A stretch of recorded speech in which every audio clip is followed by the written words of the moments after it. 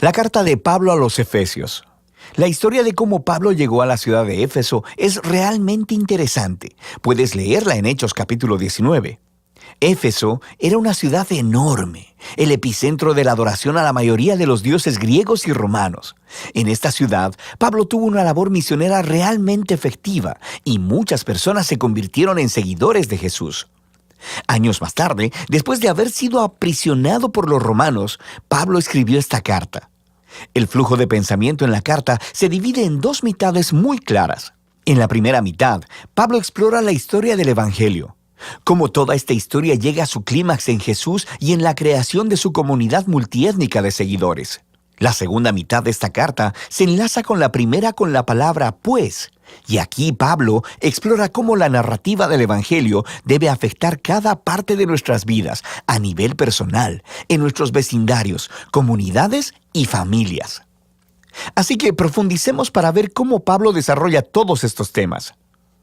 El capítulo 1 se inicia como un hermoso poema al estilo judío, donde Pablo alaba a Dios Padre por las cosas asombrosas que ha hecho en Cristo Jesús. Desde la eternidad pasada, el Padre determinó elegir y bendecir a el pueblo del pacto. Recuerda aquí la familia de Abraham y a Génesis 12, versículos 1 al 3. Y a través de Jesús, ahora cualquier persona puede ser adoptada en esta familia. La muerte de Jesús cubre aún nuestros peores pecados, nuestros peores fracasos, y encontramos en Jesús la gracia de Dios. De hecho, dice Pablo, la gracia ha abierto un camino completamente nuevo para nosotros entender cada parte de nuestras vidas. Él dice en el capítulo 1, verso 10, que el propósito de Dios era reunir bajo el dominio de Cristo, título que significa Mesías, todas las cosas, tanto en el cielo como en la tierra. El plan de Dios siempre fue tener una numerosa familia de seres humanos restaurados, unificados en Jesús el Mesías.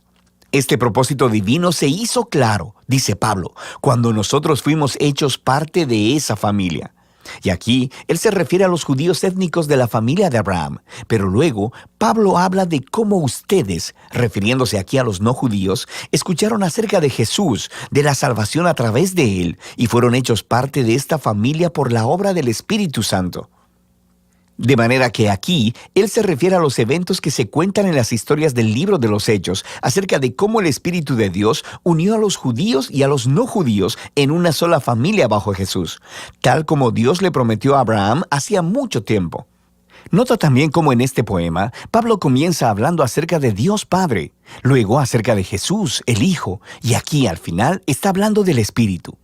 Las tres personas de la Trinidad trabajan juntas. Es realmente genial cómo Pablo narra el contenido del Evangelio. Después del poema, Pablo responde con una oración.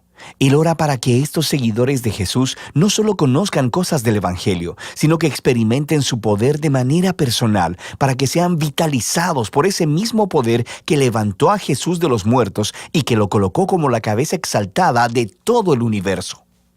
Ahora, en el capítulo 2, Pablo regresa y desarrolla algunas de las ideas principales del poema en el capítulo 1, especialmente acerca de la gracia de Dios y de esta nueva familia multiétnica de Jesús. Él comienza contando de nuevo la historia de cómo estos cristianos no judíos conocieron a Jesús. Antes de escuchar sobre Jesús, estaban físicamente vivos, pero espiritualmente muertos.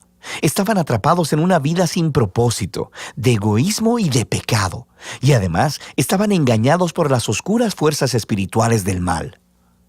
Pero asombrosamente, Dios en su gran amor y misericordia los salvó, perdonó todos sus pecados y sus vidas a la vida resucitada de Jesús y trayéndolos así también a la vida. Así que ahora, habiendo sido creados como nuevos seres humanos a través de Jesús, ellos tienen el gozo de descubrir toda la dimensión de su nuevo llamado, propósito y de las obras que Dios ha preparado para ellos. A ellos no solo les ha sido mostrada la gracia de Dios, sino que también han sido invitados a formar parte de una nueva familia. Antes de escuchar sobre Jesús, estas personas no judías no solo estaban apartadas de Dios, sino también estaban apartadas de su pueblo del pacto, la familia de Abraham.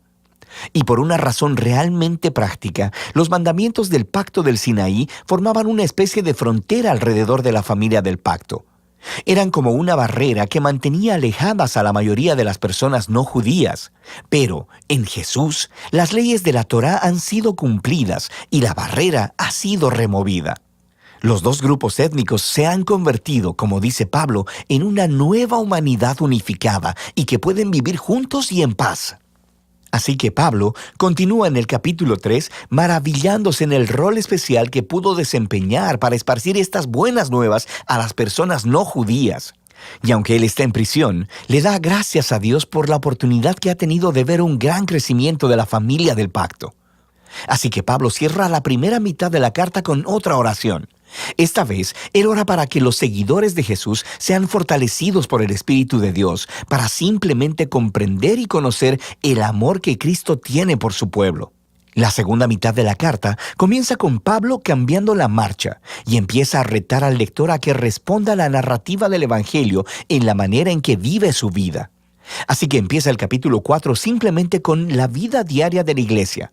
La iglesia es una gran familia, con toda clase de gente diferente, pero él enfatiza que todos ellos son uno, y uno es una palabra clave en este capítulo. Ellos son un cuerpo que está unificado por un espíritu, tienen un Señor, una fe, un bautismo y creen en el mismo Dios. Esta es mucha unidad. Sin embargo, dice Pablo, unidad no es lo mismo que uniformidad. Continúa explicándoles cómo la nueva familia de Jesús consiste de muchas clases de personas diferentes, pero todas son empoderadas por el Espíritu Santo, usando cada una sus talentos especiales y sus pasiones para servir, amarse unos a los otros y así edificar a la iglesia. Y aquí, él usa dos metáforas realmente geniales. Una es la de edificar la iglesia como a un nuevo templo, y la segunda, que todos los miembros se están convirtiendo en una nueva humanidad con Jesús como su cabeza. Y esta nueva humanidad es una metáfora que él seguirá desarrollando en los siguientes capítulos. Pablo reta a cada cristiano a despojarse de su vieja humanidad, como si fuera una ropa vieja, y vestirse de la nueva humanidad en la cual la imagen de Dios está siendo restaurada. Y luego, él continúa con una larga sección donde compara la nueva y la vieja humanidad. Así que, en lugar de mentir, los nuevos humanos dicen la verdad. En lugar de guardar el enojo, resuelven pacíficamente sus conflictos. En lugar de robar, los nuevos humanos son generosos. En lugar de chismear, animan a otros con sus palabras. En lugar de vengarse, los nuevos humanos perdonan. En lugar de satisfacer todo impulso sexual, los nuevos humanos cultivan el dominio propio de sus deseos corporales. En lugar de emborracharse, los nuevos humanos están bajo la influencia del Espíritu de Dios, y Pablo describe de 4 maneras diferentes cómo luce esta influencia. Las primeras 2 tienen que ver con el canto, cantar juntos y también cantar a solas. Y es muy interesante que lo primero que Pablo piensa acerca de cómo trabaja el Espíritu en las vidas del pueblo de Jesús es el canto y la música. La tercera señal de la influencia del Espíritu es estar agradecido en todo. Y la cuarta es que el Espíritu obligará a los seguidores de Jesús a ponerse por debajo de los demás y a considerar a los demás como más importantes que ellos mismos. Y Pablo desarrolla este cuarto punto, mostrando cómo funciona en el matrimonio cristiano. Tienes a una esposa que sigue a Jesús. Ella es llamada a respetar a su esposo y a permitir que él se haga responsable de ella. Y el esposo es llamado a amar a su esposa y a usar su responsabilidad para someter su agenda egoísta y priorizar el bienestar de su esposa por encima del suyo. Y Pablo dice que esta clase de matrimonio está representando la narrativa del Evangelio.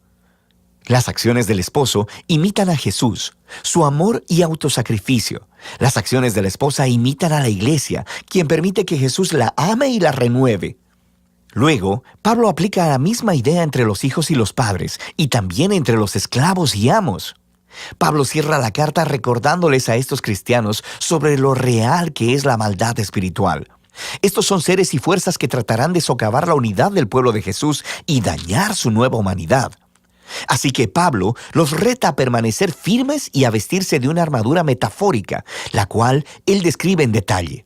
Y Pablo extrae todas estas piezas de armadura del libro de Isaías y de cómo Isaías describió al rey mesiánico.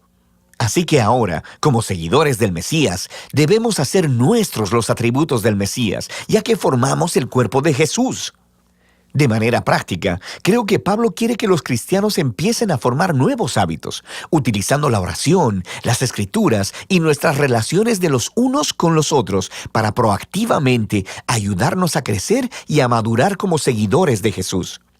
Y esa es la carta a los Efesios, una muy poderosa.